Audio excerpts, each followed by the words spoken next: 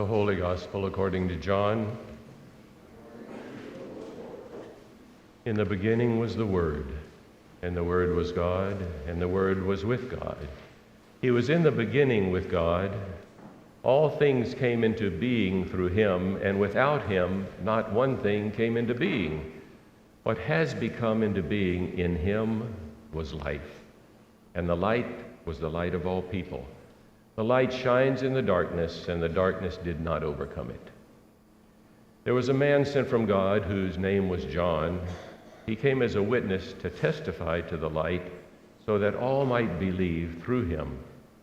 He himself was not the light, but he came to testify to the light. The true light, which enlightens everyone, was coming into the world. He was in the world, and the world came into being through him, and yet the world did not know him. He came to what was his own, and his own people did not accept him. But to all who received him, who believed in his name, he gave power to become children of God, who were born not of blood or of the will of the flesh or of the will of man, but of God. And the Word became flesh and lived among us. And we have seen his glory, the glory as of a Father's only Son, full of grace and truth. The Gospel of the Lord. Please be seated.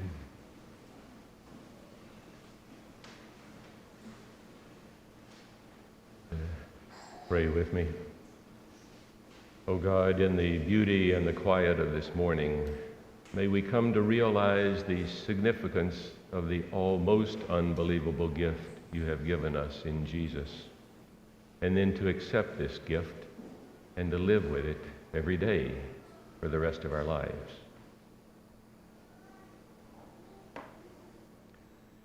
Leprosy is a disease in which the bacteria, Mycobacterium lepra, invade the sensory nerves, the nerves that control feeling and pain. First in the fingers and the hands, and in the toes and in the feet, and then later in the skin and the face. And it causes progressive disability and deformity. In my early career, I was a medical missionary in South Korea, and I saw a lot of people with leprosy, and they just wear away their fingers, and so of having fingertips like that, they end up having nubs like that. It's progressively disabling and deformity. In 1840, the first case of leprosy was diagnosed in Hawaii, and within 30 years, it had killed thousands of people. In 1868, the Hawaiian government issued a decree that anyone diagnosed with leprosy would be forcibly taken to the remote island of Molokai, 60 miles across the ocean from Oahu. The conditions in Molokai were terrible. People lived in caves or shacks, and the dead were tossed into shallow graves, and the bodies were eaten by dogs or pigs. In 1873, a Belgian priest named Damien de Verste, who had served in Hawaii for 11 years, felt called by God to move to Molokai, knowing that he might contract leprosy, but knowing that unless he moved there and lived with them, they would never see or know or experience the love of God. So Father Damien moved there to the island, and the first thing he did was to restore a sense of decency to death. He created a fenced-in cemetery, he made coffins, and he established a proper burial society. He helped people build simple, clean houses. He constructed a church. He cared for the leprosy patients. He dressed their wounds. He ate with them. And within a few years, that community of lepers had experienced the love of God because Father Damien had lived with them. One day after 11 years in Molokai, he scalded his foot when he dropped boiling water on it, and he realized he did not feel it, and he realized he had contracted epilepsy. He continued his work, but it became progressively more difficult, both emotionally and physically.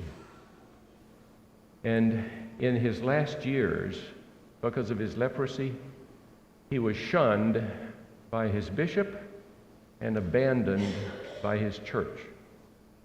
On one occasion, a visiting bishop was in a ship that anchored just off the island of Molokai, and the bishop refused to disembark and go on to the island. And so Father Damien rowed out to the ship and suffered the humiliation of shouting up his confession to the bishop. When I was thinking about that, I wondered, did Father Damien think of saying, "Why have you forsaken me?"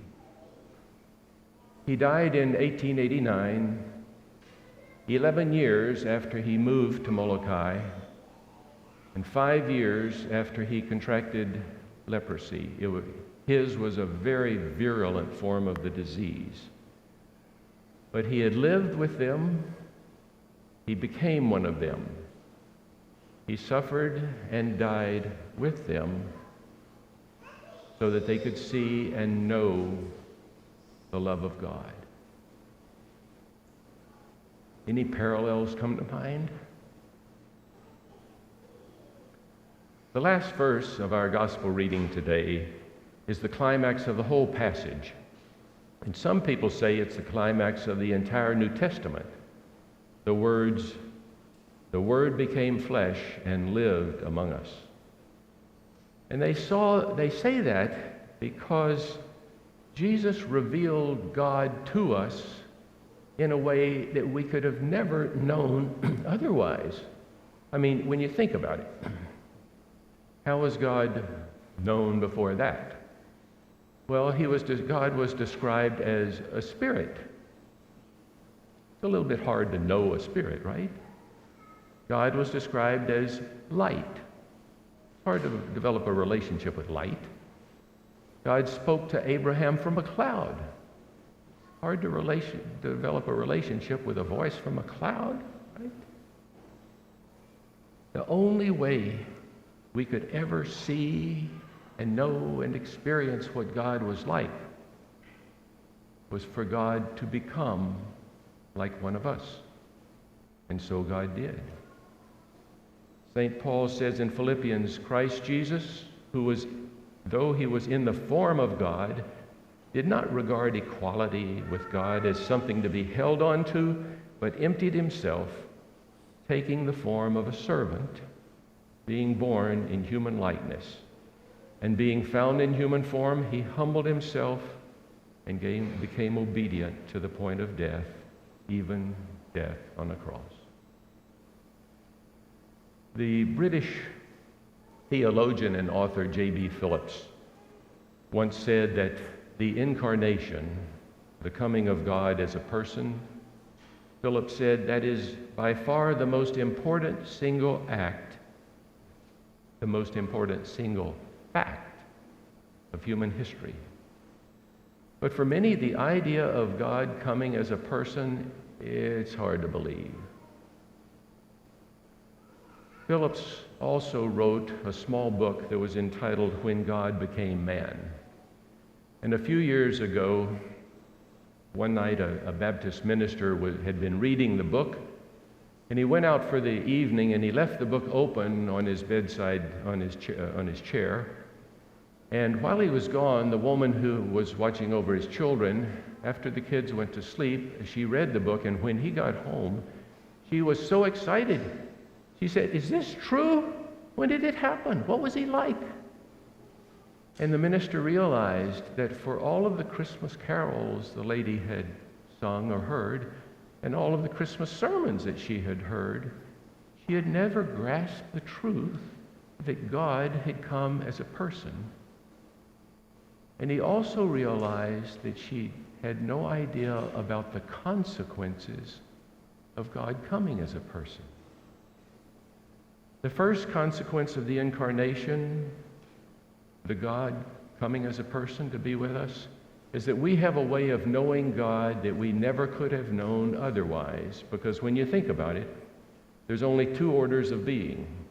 There's the created and the creator. And there's no way the created could ever know or experience the creator unless the creator made himself known. And so God did. And Paul says Jesus was the visible image of the invisible God. And to the question that humankind has asked since the beginning, what is God like? We know the answer. Like Jesus. Perhaps the most important thing Jesus showed us about God is what you've heard all your life, that God is a God of love.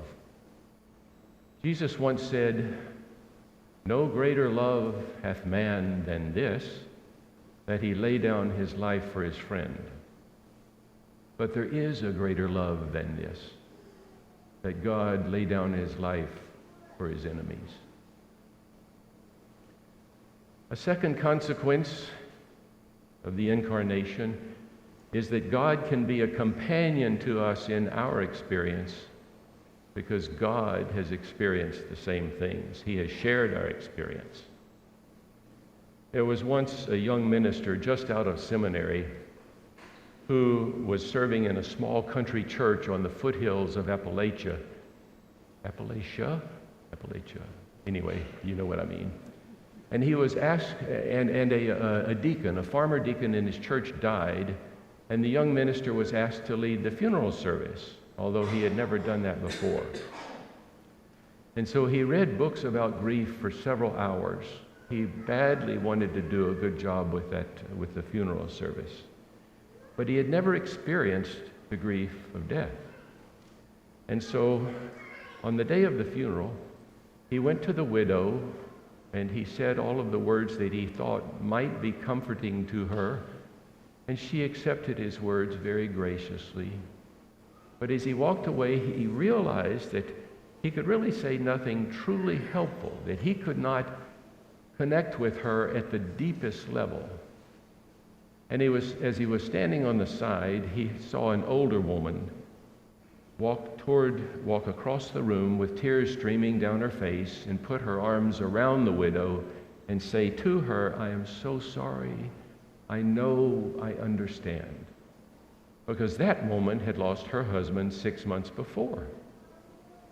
She knew from experience what that lady was going through, as God knows from Christ's experience what we go through.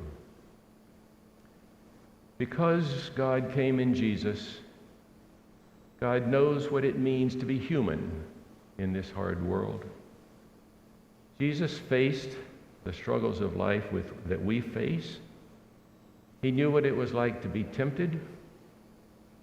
He knew what it was like to bring good news and have the good news rejected. He knew what it was like to love and to have love rejected. He knew what it was like to have friends betray him. He knew what it was like to suffer, to feel abandoned by God, and to die.